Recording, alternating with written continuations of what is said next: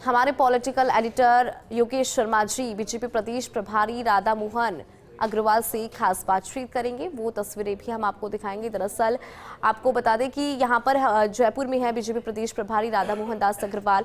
Political editor Yogesh ji बात करेंगे। Yogesh ji, over to you.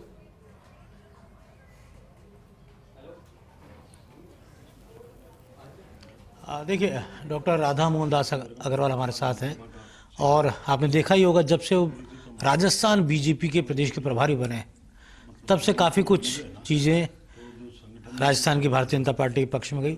सबसे बड़ी बात ये रही कि यही वो प्रभारी है जिन्होंने ये कहा था कि 5 विधानसभा उपचुनाव जीत कर आएंगे कम से कम, और 5-7 में से 5 उपचुनाव जीते।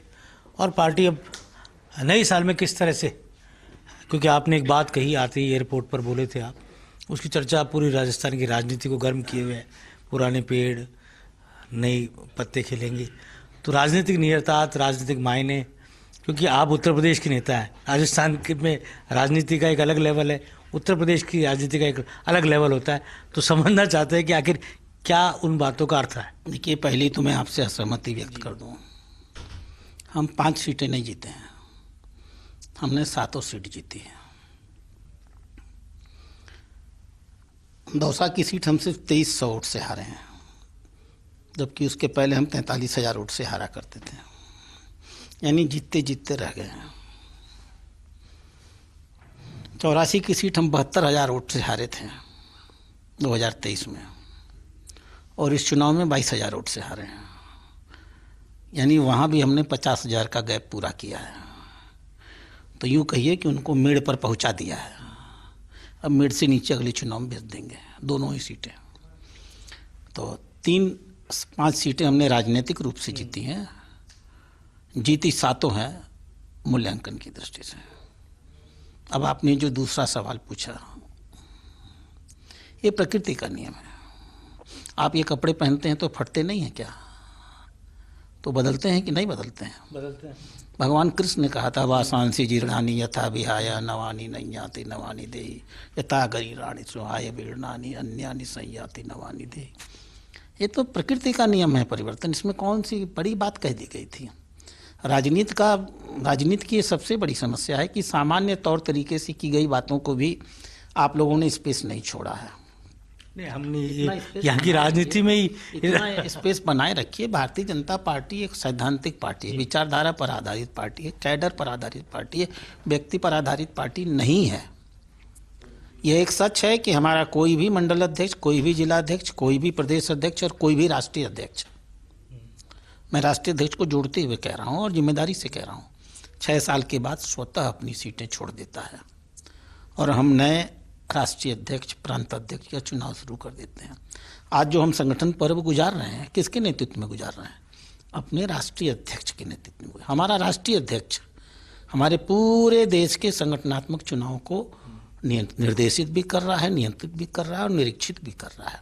हम हैं ही उस प्रकार का संगठन जिसमें हर 6 साल बाद हम नए हो जाते हैं। और ये प्रकृति का पतझड़ आती है, पत्ते गिरते हैं, फिर नए पत्ते उभरते हैं। आखिर पेड़ को समृद्ध रखना है तो जड़ों से ही थोड़ी होगा। पत्तियां बनाती हैं क्लोरोफिल। पत्तियां अगर हरी हरी पत्तियां नहीं रहेंगी तो ऊपर से खींच करके ऑक्सीजन और फोटोसिंथेसिस के माध्यम से क्लोरोफिल और न्यूट्रिशन कैसे बनेगा? इसलिए हमारी एक स्वाभाविक प्रक्रिया है ये। अब इसका आप लोगों ने क्यों निहितार्थ निकाल लिया? आपको अधिकार है। हम तो खुश होंगे कि हमने एक ब्रह्मसूत्र लिखा था, आप उसकी व्याख्याएं कर रहे हैं, करते रहिए। नहीं, आप क्योंकि स्ट्रेट फॉरवर्ड बोल रहे हैं, ऐसे आप मोटे तौर पर ऐसे प्रभारी बोलते तो नहीं। मैं भी तो स्ट्रेट फॉरवर्ड अभी भी बोल रहा हूँ। मैं फिर दोबारा दोहरा रहा हूँ। ये प्रकृति का नियम है और किसी भी संगठन को जीवंत बनाए रखने का मूल आधार है। हम पुराने अनुभव से भी काम लेंगे और नए लोगों के जोश को भी काम लेंगे। पुराने लोगों के देखरेख में नए लोगों को प्रशिक्षित भी करेंगे और जब वो नए लोग पुराने हो जाएंगे तो उनको भी बदल के नए पुराने। अब मैं भी आज महामंत्री हूँ तो क्या मेरे पहले कोई महामंत्री नहीं था?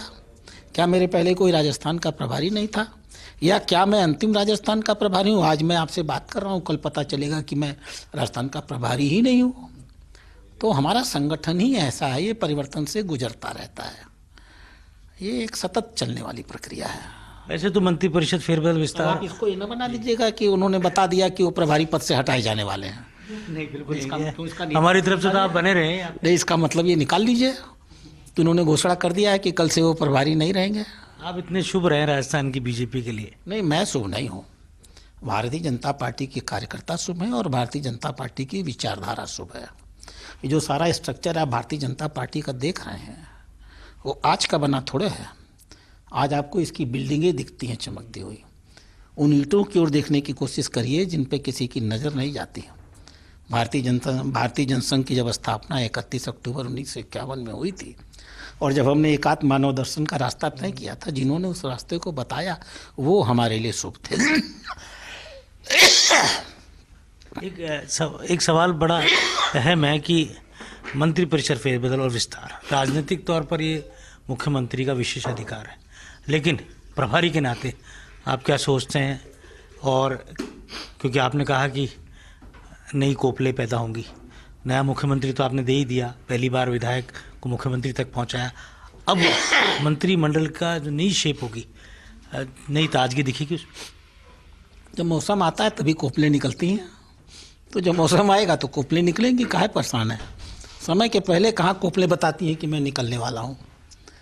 आएगा समय तो निकलेंगी, अभी समय नहीं आया।